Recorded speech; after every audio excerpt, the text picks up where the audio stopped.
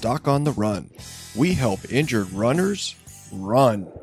Today I was on a call with a runner who was doing a consultation call just because she is returning to running from a stress fracture in her foot. Now she's trying to ramp up her training, ramp up her fitness, get back in shape, and get back on track with her training plan.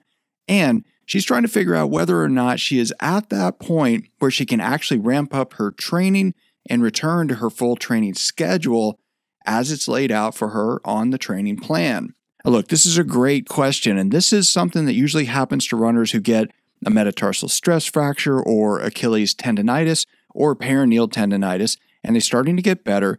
And it can be true for any of these injuries, but most commonly I hear this from runners who are coming back from a stress fracture.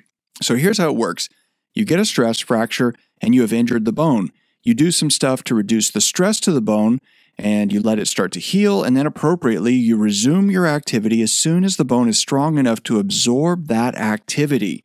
As soon as it gets a little bit stronger, you can do more stuff. You can move it more. You can stress it more. And you should start ramping up your fitness so you don't lose all of your running fitness.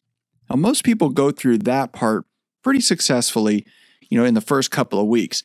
Now, it's usually somewhere around 2 weeks, 3 weeks, or 4 weeks where this real question comes up and runners, start to say, okay, look, I'm back to running. I've done some stuff to modify the stress that actually happens to the bone when I run. I'm running and I've been ramping up my mileage, and now I'm up to maybe 10 miles or so on my long run, and I feel this sort of small amount of pain at the end of those long runs, maybe the last couple of miles, but it's not a lot of pain. And the big question is whether or not it's okay to really ramp up my training and keep running longer, keep running harder, if it really seems like this mild, barely noticeable pain isn't really getting any worse. Okay, well, the way you should really think about this is you have to remember, what is your overall goal? If your overall goal is to do the Boston Marathon, and it's February now, and you're trying to do the Boston Marathon in the middle of April, you certainly cannot afford to have that injury recur. You can't afford to have a stress fracture show up again in a few weeks when you're almost at race time. You have to be very careful to make sure that you don't injure yourself and wind up with a different or a recurrent overtraining injury. Now, the thing is, it's really simple. You know that when you look at your training schedule, if you're going to ramp up your training, you are going to ramp up the stress. That's a given, right? I mean, you're going to be training harder. You're going to be running longer. You're going to be running faster, all of that. If you've returned to running and you've started running after you've started to heal the fracture and you have a little bit of pain, a little bit of trouble, a little bit of difficulty or something like that, then you know that if you ramp up your training, you are going to ramp up the stress.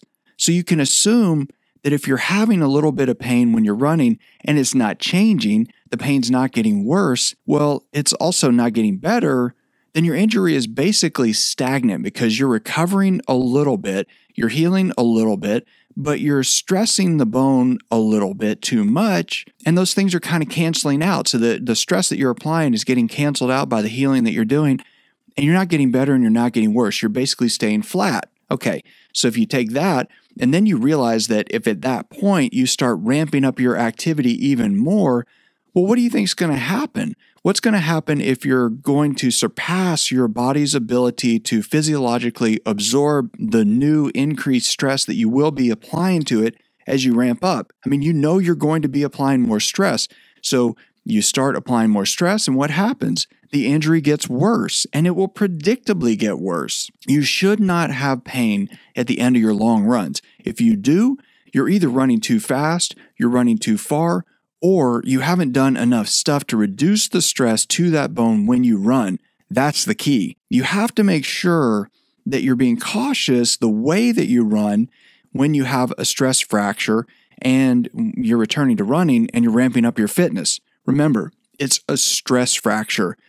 It's too much stress applied to the bone. It's not enough recovery. It's too much force. It's too much stress. And running is only part of that equation. So you have to do everything you can do to decrease the stress and strain applied to that bone as you return to activity. If you're having pain while you're doing that activity, then you're doing too much. If it stays the same, that's okay, but keep in mind, your goal is not to keep running the same distance with the same amount of pain. Your goal is to return to running at a much higher level of fitness in a much fitter state than you are right now. So if you're having pain right now and you're not getting worse when you do these runs that you're doing right now, well, you could theoretically continue to sustain that and perhaps not get better, but that's not your goal. Your goal is to run more, run harder, run longer, run faster. And to do that, you have to reduce the stress. Your goal is to run more, run harder, run longer, and run faster. And to do that, you have to reduce the stress further.